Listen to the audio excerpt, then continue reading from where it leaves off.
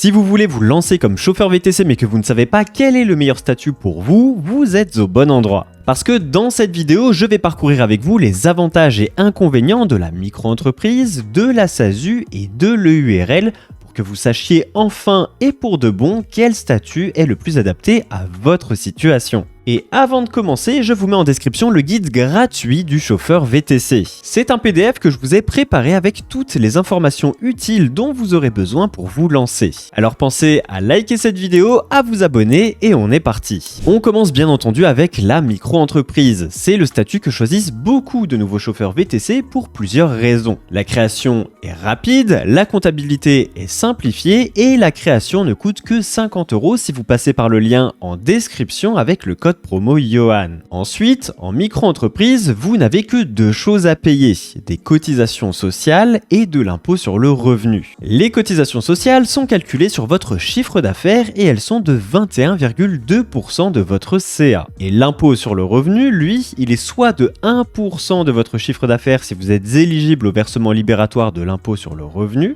soit il est calculé en fin d'année sur le barème progressif de l'impôt sur le revenu, comme c'est déjà peut-être le cas pour vos revenus de salariés si vous êtes salarié. Ça, c'est pour les charges en micro-entreprise. Ensuite, il faut savoir qu'en micro, il y a un plafond de chiffre d'affaires à ne pas dépasser et ce plafond pour les chauffeurs VTC, il est de 83 600 € à l'année. Si vous dépassez ce seuil 2 années consécutives, vous devrez automatiquement choisir un autre statut. Autre limite importante, vous ne pouvez pas déduire vos charges réelles. Donc si par exemple un mois vous faites 3 000 € de chiffre d'affaires mais que vous payez 1 000 € d'essence, de leasing de voiture, etc., eh bien l'URSSAF ne va pas calculer ce que vous leur devez sur vos 2 000 € de bénéfices, mais ils vont calculer ça sur vos 3 000 € de chiffre d'affaires. Et dans les métiers avec beaucoup de frais, comme peut l'être le métier de VTC, c'est souvent pénalisant. Et c'est pour cette raison que la micro-entreprise convient donc surtout en démarrage, si on veut tester l'activité avant de réellement se lancer,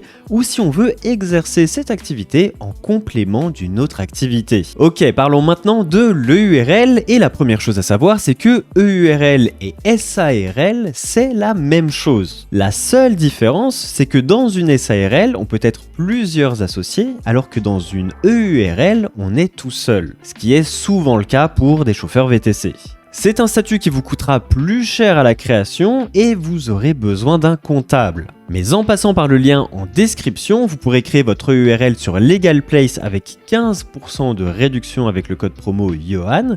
Ensuite, dans les avantages principaux de l'EURL par rapport à la micro-entreprise, on retrouve le fait que la responsabilité est limitée au montant de vos apports, donc votre patrimoine personnel est protégé en cas de pépin. Aussi, vous déduisez vos charges réelles, que ce soit le carburant, l'entretien du véhicule, l'assurance professionnelle, etc., ce qui réduit votre bénéfice imposable. Et du côté des cotisations sociales, vous êtes travailleur non salarié rattaché à la sécurité sociale des indépendants. Le taux tourne autour de 40 à 45% de votre rémunération nette, donc pour 1 000 € de rémunération versée sur votre compte perso, comptez environ 450 € de cotisation. Point important, même si vous ne vous versez aucune rémunération, vous devrez régler des cotisations minimales d'environ 1 200 € par an pour maintenir vos droits. Allez, passons maintenant à la SASU qui est la même chose qu'une SAS, sauf que la SAS, on peut être plusieurs associés, alors que pour la SASU, on est tout seul. Côté création, ça ressemble beaucoup à celle de l'EURL en termes de formalité et de coûts, et vous pouvez aussi utiliser le code promo Johan pour 15% de réduction sur la création de votre SASU. La différence fondamentale avec l'EURL, c'est le régime social du dirigeant. En SASU, vous vous versez une rémunération, vous êtes assimilé salarié, donc vous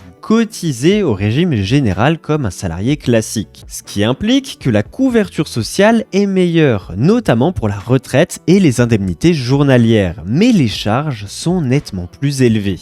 Comptez environ 82% de la rémunération nette. Donc, pour vous verser un salaire net de 2 000 € par mois sur votre compte bancaire personnel, le coût total pour votre entreprise, ce sera d'environ 3 300 à 3 500 €. Mais ce qui distingue vraiment la SASU sur le plan fiscal, ce sont les dividendes.